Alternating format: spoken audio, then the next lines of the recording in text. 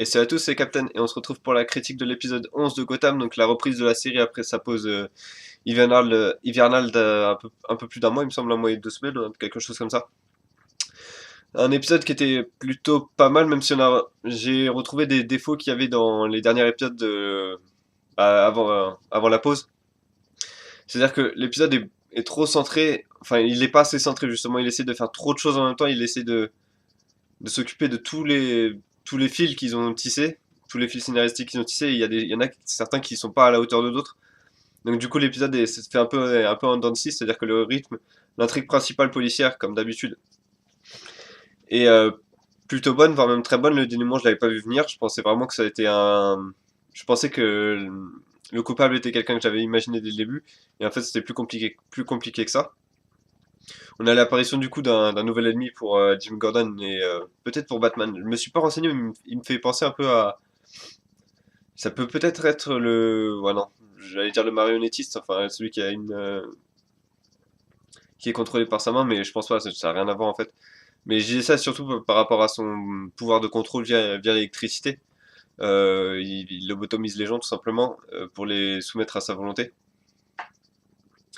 Donc ça peut être un ennemi sympa, c'est l'acteur qui le joue était assez convaincant, ça fait vraiment un personnage assez dégueulasse, comment dire, assez perturbant. Donc franchement ça c'était bien fait.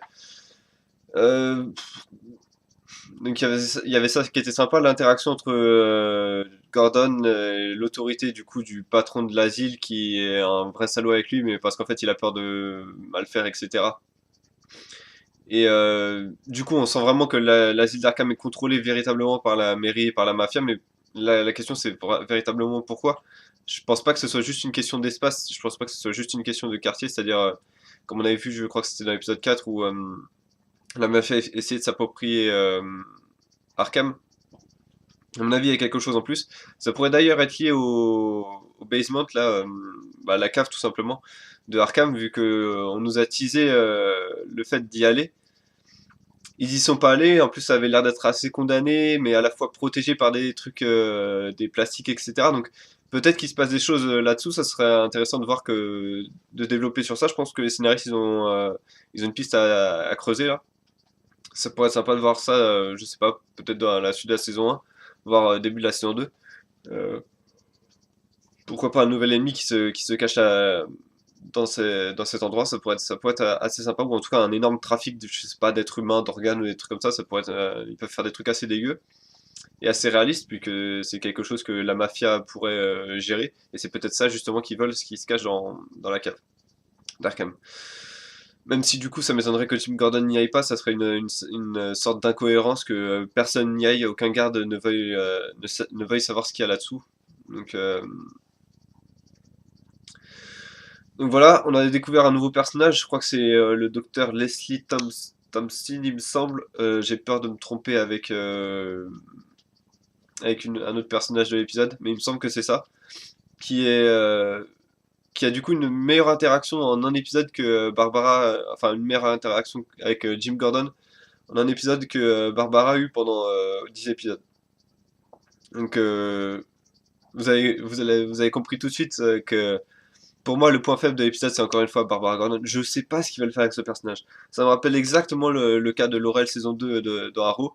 C'est-à-dire, les scénaristes nous promettaient pendant toute la saison, dans des interviews, à chaque épisode, etc. On nous l'a montré, mais pour rien en fait. C'était à la fin de la saison, ils se sont rendus compte, putain, on l'a foiré en fait. Et les 3 derniers épisodes, ils ont essayé de la mettre au centre de l'action, mais sans pouvoir faire vraiment quelque chose avec elle, vu qu'elle a été tellement endommagé par la saison que la remettre sur pied en 3 épisodes, c'était pas possible. Là, c'est copier-coller sur Barbara Gordon. Et justement, c'est ça qui est assez incompréhensible. Je veux dire, les scénaristes de Gotham, pendant qu'ils écrivaient la saison 1, je suppose quand même qu'ils ont dû voir ce que l'autre série DC faisait à ce moment-là, et je comprends pas qu'ils aient pas. Ils s'est pas dit, attention, là, Laurel, ça commence vraiment à être notre Barbara Gordon, et ça commence vraiment à puer notre scénario. Là, je comprends pas ce qu'ils veulent faire avec ce personnage, donc du coup, ils la rendent toxico. Ils la rendent encore plus chiante qu'avant, c'est-à-dire qu'elle entend elle a quitté elle a quitté Jim, elle veut l'appeler, on sait pas trop pourquoi. Probablement pour, je sais même pas pour se réconcilier, pas vraiment, vu que, enfin, c'est incompréhensible ce personnage. Bref, elle l'appelle, elle entend une voix de femme, elle essaie même pas de savoir ce que c'est, elle fait allez vous faire foutre, et elle raccroche en lançant le téléphone. Donc, elle est toxico au bord de l'hystérie. C'est vraiment un personnage. Je comprends pas ce qu'ils veulent faire avec ce personnage-là, et j'espère qu'ils vont pas justement jouer un gros, lui faire jouer un gros rôle sur la suite de la saison. Limite pour la série et pour le personnage, ça serait mieux que voilà, épisode 14 ou 15, hop, elle dégage de la série pour jusqu'à la fin de la saison, jusqu'à ce que les scénaristes prennent le temps de, pour que les scénaristes prennent le temps de s'appliquer sur son écriture entre la saison 1 et la saison 2. Pour la faire dégager, pas besoin de la faire tuer, hein, il suffit, je sais pas, de l'envoyer autre part, hop, je m'en vais me taper d'autres ex à Los Angeles ou des trucs comme ça. Ça pourrait tenir. Et ça pourrait également permettre à Gotham d'expandre son univers si Jim Gordon veut la retrouver ou je sais pas, on peut toujours avoir d'autres arcs disponibles à partir de ça. Autre point positif de l'épisode, j'ai trouvé que c'était assez sympa de voir que Harvey était vraiment attaché à Jim Gordon et que du coup, Jim Gordon tout seul, en fait, dans la série, pour l'instant, ça passe pas. C'est-à-dire que il faut qu'il soit avec Harvey et quand les deux sont ensemble, on l'a vu dans cet épisode. En tout cas, moi, je l'ai ressenti dans cet épisode. Ça marche. Il y a quelque chose, voilà, il y a une, en anglais, ils disent une chemistry, c'est-à-dire la recette marche entre les deux.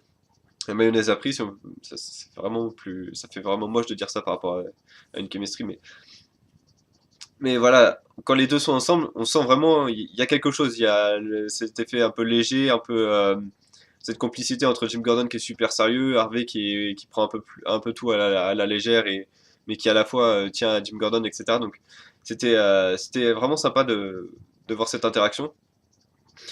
Pareil, j'ai absolument pas compris qu'est-ce que Catwoman et Poison Ivy foutaient chez Jim Gordon. Alors ça, j'ai pas compris. Je pensais au moment où Catwoman a dit, enfin où Selina Kyle a dit à Poison Ivy, je viens, j'ai un endroit où on peut aller. Pour moi, c'était évident qu'ils allaient retourner au manoir Bruce Wayne parce qu'il me semble que Bruce Wayne lui a plus ou moins dit elle était la bienvenue quand elle voulait chez lui. Et là, on sait pas pourquoi elle va chez Jim Gordon et en plus, elle est surprise de voir qu'il y a personne. C'est-à-dire elle s'attendait à quoi et en plus, apparemment, elle sait pas vraiment à qui appartient cet appartement. Ah, j'ai pas compris ce qui s'est passé avec ça. D'autant que enfin, y a aucun caractère développement. Ça fait pas du tout avancer l'intrigue. Je comprends pas du tout à quoi a servi cette scène. Et c'est typiquement le genre de scène où en fait les scénaristes ont dû se dire dans l'épisode 10, on avait essayé Naka et les Poison Ivy, faut qu'on en parle un peu dans l'épisode 11, et donc du coup ils en ont un peu parlé, mais autant ne pas en parler dans ces cas-là. Franchement, honnêtement, ou juste une scène comme ça, où voilà, une scène pendant, comme on a vu un moment où il y a un montage musical et une musique qui passe en fond, et on va essayer Naka dans la rue, on aurait pu voir Poison Ivy sous un pont, ou des trucs comme ça, et comprendre que elle est SDF, pardon. Et c'est une Kyle poursuit son espèce de commerce underground. Donc en termes de notes, je vais mettre un 7 sur 10 parce qu'il y avait pas mal de trucs qui étaient bons. L'intrigue principale, la relation entre Jim Gordon et Harvey qui était bonne. J'ai bien aimé également l'intrigue autour de Butch et Fish où enfin, je croyais vraiment que Butch allait trahir Fish. Et en fait non, il y avait vraiment encore cette ambiguïté. Pareil, voilà, enfin, juste résumé, on a eu Butch et Fish, on a eu Pingouin et Maroni. Ou Pingouin qui se met encore minable. Euh, Généralement, dans la série, ça marche à Pingouin se met minable, il a un plan de génie derrière. Donc je pense que là, il va avoir un plan de génie qui va arriver bientôt. Tout ça allié avec l'intrigue principale autour de Jim Gordon, l'intrigue avec Harvey qui arrive, l'intrigue avec Selina Kyle qui arrive, l'intrigue avec Barbara Gordon. Il y a vraiment beaucoup trop de trucs dans cet épisode pour qu'il ait été de qualité excellente. Il est de bonne qualité. Mais voilà, ça dépasse enfin, c'est au-dessus de la moyenne parce que j'ai bien aimé l'intrigue, ça m'a surpris. L'ennemi principal enfin oui, le nouveau méchant est assez dégueulasse, etc. Ça c'était sympa, mais à côté beaucoup de trucs inutiles, c'est une Kyle, Barbara Gordon surtout, enfin voilà. Donc 7 sur 10 pour cet épisode. Il y avait également un truc que je voulais noter, c'était assez bizarre de voir qu'en fait la série a vraiment misé sur les plans d'ensemble dans cet épisode. Je sais pas si vous l'avez remarqué, si vous l'avez vu. Mais il y avait beaucoup de plans d'extérieur où en fait on voyait Gotham complètement au fond. Pareil, l'asile d'Arkham on le voyait en grand. J'ai l'impression qu'en fait ils ont tout misé sur cet épisode 11 sur les effets spéciaux vu qu'ils avaient le temps de les faire. et ça va juste nous mettre dans... Ça nous plonge en fait dans le cadre avant de le couper un peu le cadre dans les futurs épisodes, vu que les effets spéciaux seront à mon avis moins bien traités.